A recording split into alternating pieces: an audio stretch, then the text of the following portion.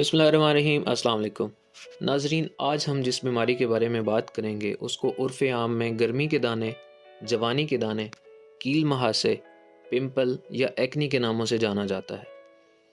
عام طور پر یہی سمجھا جاتا ہے کہ ایکنی بس ایک عارضی دانے ہوتے ہیں جو کہ مختلف قسم کی کریمز وغیرہ لگانے سے ٹھیک ہو سکتے ہیں، لیکن ایکنی ایک مکمل بیماری ہے اور اس کا علاج بہت ضروری ہے۔ آج ہم ایکنی کی وجوہات، اس کی اقسام اور علاج کے بارے میں تفصیل سے جانیں گے۔ اگر ایکنی کا صحیح طریقے سے علاج نہ کیا جائے تو یہ چہرے اور جلد کے اوپر نشان چھوڑ جاتی ہے جو کہ پھر تمام عمر موجود رہتے ہیں۔ ایکنی وولگیرس دراصل ایک طرح کا انفیکشن ہے جو کہ ایک بیکٹیریا کیوٹی بیکٹیریم ایکنی سے پھیلتا ہے۔ ہماری جلد کے اندر کچھ گلینڈز موجود ہوتے ہیں جن کو سیبیشیس گلینڈز کہتے ہیں، جو کہ ہماری سکن کو آئلی یا چکناہٹ والی بناتے ہیں۔ یہ سیبیشیس گلینڈز ہماری جلد کے اوپر موجود ہیئر فولیکلز یا بالوں کی جڑ کے ساتھ جڑے ہوتے ہیں۔ جب ہماری جلد زیادہ آئلی یا چکناہٹ والی ہو جاتی ہے تو ان سیبیشیس گلینڈز کے اوپر موجود پٹس یعنی سوراخ بند ہو جاتے ہیں، جس کی وجہ سے اندر ہی اندر ساری سیکریشنز اکٹھی ہوتی رہتی ہیں اور کیوٹی بیکٹیریم ان ساری چیزوں کی موجودگی میں اکٹھا ہونا شروع ہو جاتا ہے، جس کی وجہ سے انفیکشن ہو جاتا ہے جو کہ ایک پمپل کی شکل اختیار کر لیتا ہے اور اکثر اوقات وائٹ ہیڈز اور بلیک ہیڈز کی شکل میں نمودار ہوتا ہے۔ زیادہ تر لوگ پمپل یا ایکنی کو گرمی دانے یا جوانی کے دانے بھی کہتے ہیں۔ دراصل جوانی کے دوران ہمارے جسم میں اینڈروجن نامی ہارمونز نکلتے ہیں جو کہ سکن کے اندر سیبیشیس گلینڈز کی سیکریشنز یعنی سیبم کی مقدار کو زیادہ بناتے ہیں، جس کی وجہ سے سکن کے اوپر چکنائی کی ایک تہہ بن جاتی ہے جس کے اندر کیوٹی بیکٹیریم ایکنی اکٹھا ہونا شروع ہو جاتا ہے اور انفیکشن کر دیتا ہے۔ اس کے علاوہ بھی ایکنی کی بہت ساری وجوہات ہیں۔ مثلا ڈائٹ کے اندر کچھ چیزیں ایسی ہوتی ہیں جن کی وجہ سے ایکنی ہونے کے امکانات بڑھ جاتے ہیں۔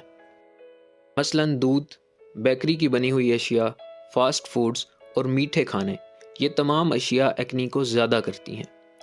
اس کے علاوہ ایسے تمام لوشنز اور موئسچرائزرز جن کے اندر آئل شامل ہو، ان کی وجہ سے بھی ایکنی زیادہ ہوتی ہے۔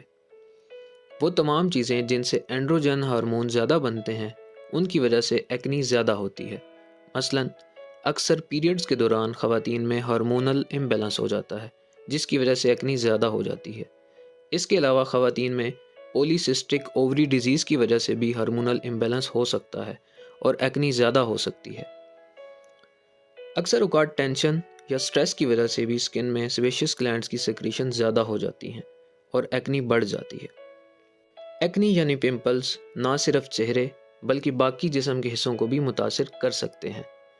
ایکنی کی بیماری کو اس کی شدت کے لحاظ سے 3 اقسام میں تقسیم کیا جاتا ہے: مائلڈ، ماڈریٹ اور سویئر ایکنی۔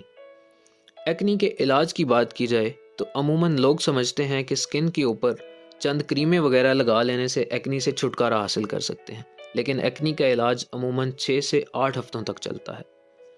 زیادہ تر لوگ جو کریمز وغیرہ لگاتے ہیں ان میں سٹیرائڈز موجود ہوتے ہیں جس کی وجہ سے سکن کے اوپر والی تہہ کمزور ہو جاتی ہے اور کچھ دنوں یا ہفتوں کے لیے پمپلز غائب ہو جاتے ہیں، لیکن بعد میں ایکنی اور بھی زیادہ ہو جاتی ہے کیونکہ اس کا جراثیم سکن کے اوپر موجود رہتا ہے۔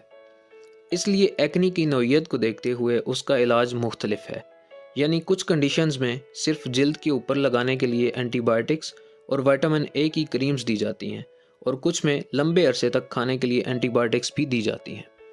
لیکن ادویات کے ساتھ ساتھ اپنی ڈائٹ اور لائف سٹائل کو تبدیل کرنا بھی بہت ضروری ہے، جن میں فاسٹ فوڈز اور چکنائی والی اشیاء سے پرہیز کر کے اور ایسے سکن موئسچرائزرز کا استعمال کر کے جن میں آئل شامل نہ ہو، ایکنی سے بچا جا سکتا ہے۔ اگر ایکنی کا علاج وقت پر نہ کیا جائے تو سکن کے اوپر زخم بن جاتے ہیں جو کہ بعد میں سکارز بن کر سکن کے اوپر گڑھے بنا دیتے ہیں جو کہ مستقل طور پر جلد کے اوپر رہ جاتے ہیں۔ ابھی جدید ٹیکنالوجی کی بدولت ایکنی کے سکارز کا بھی ٹریٹمنٹ موجود ہے، جس میں laser treatment, chemical peeling, needling, micro needling اور پلاسٹک سرجری شامل ہیں۔ ان تمام پروسیجرز کی مدد سے ایکنی سکارز سے مکمل طور پر چھٹکارا حاصل کیا جا سکتا ہے۔ امید کرتا ہوں آپ کو آج کی ویڈیو پسند آئی ہوگی۔ کمنٹ سیکشن میں اپنی رائے کا اظہار ضرور کیجیے گا۔ مزید اس طرح کی معلوماتی ویڈیوز کے لیے دیکھتے رہیے علمی ورلڈ۔